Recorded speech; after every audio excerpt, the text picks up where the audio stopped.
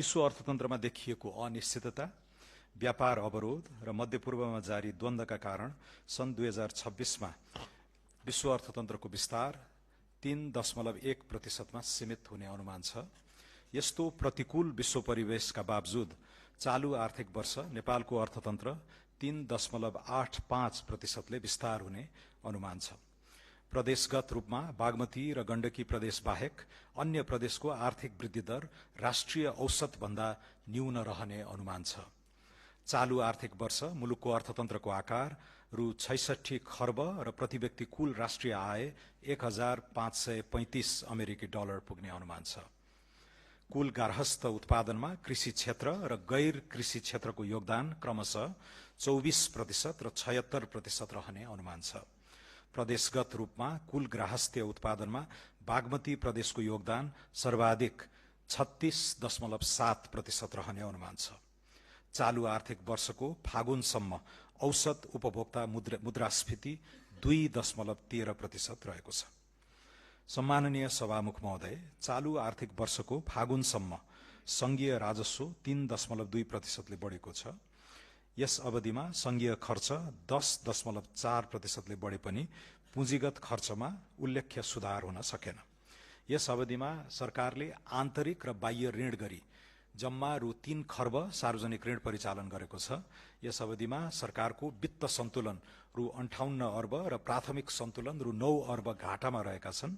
2082 फागुनसम्म सरकारको तिर्न बाँकी कुल सार्वजनिक ऋण रु 28 खर्ब 78 अर्ब अर्थात् कुल गार्हस्थ उत्पादनको 43.6% पुगेको छ। यस अवधिमा व्यापार घाटा 11.2% बढेर रु 10 खर्ब 98 अर्ब र विप्रेषण आप्रवाह 37.7% बढेर रु 14 खर्ब 50 अर्ब पुगेको छ। शोधनान्तर स्थिति रु 6 खर्ब 58 अर्ब र चालू खाता रु 5 खर्ब 53 अर्ब बचतमा रहेका छन्।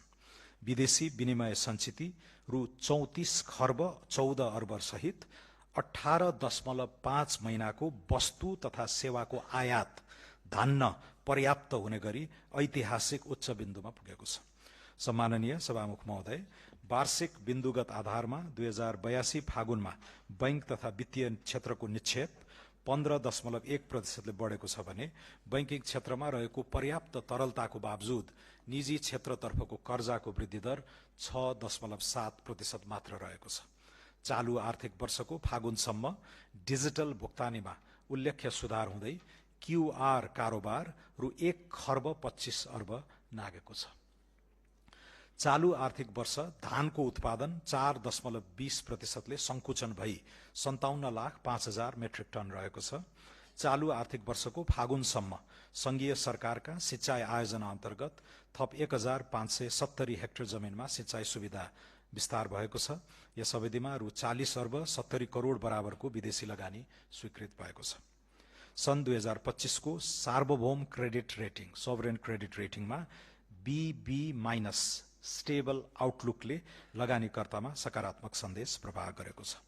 2082 फागुनसम्म कुल विद्युत जडित क्षमता 4105 मेगावाट पुगी 79% जनसङ्ख्यामा विद्युत पहुँच विस्तार भएको छ।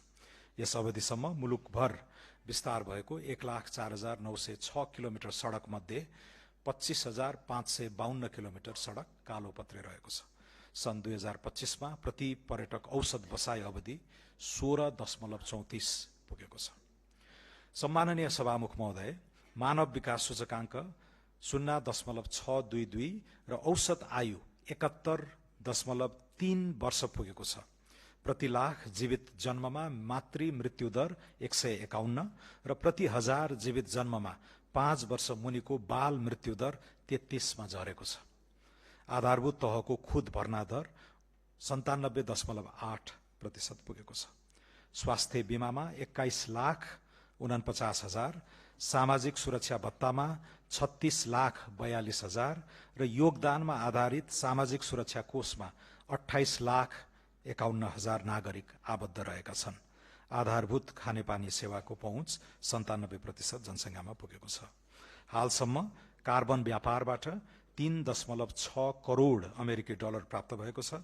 सन् 2025 मा दिगो विकास लक्ष्य सूचकाङ्कमा 68.58